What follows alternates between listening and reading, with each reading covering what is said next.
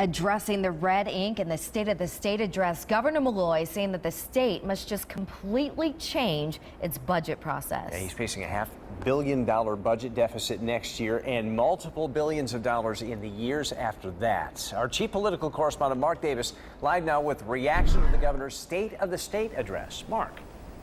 Hi, Darren and Ann. Good evening, everyone from the Hartford newsroom. Yeah, the governor says that drastic cuts must be made in almost everything, with the exception of Medicaid and public school funding. Going forward, we need to limit our spending to available resources.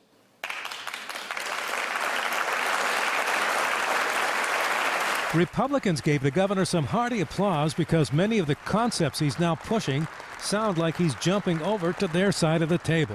Well, I wish he had been there 5 years ago. We wouldn't be in the situation we're in now. The governor says he will cut spending by 5.75% this year, wants state agencies to have the authority over their spending budgets instead of the legislature, and to prioritize core services. This new method will require different decisions to keep government living within its means. And it won't come without sacrifice. It will require the reduction of the state workforce by more than 1,000 employees.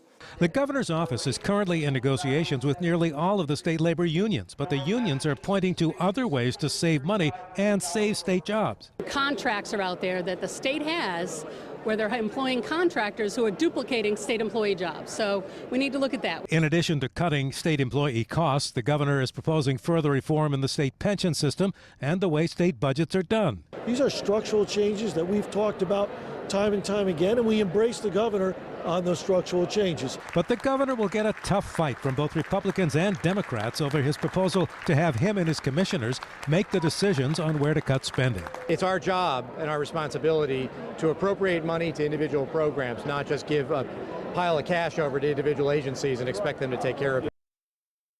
Now, the governor's budget director says not only is a 5.75% cut in spending needed this year, it will take a 9% cut in spending next year just to keep the states at treading water.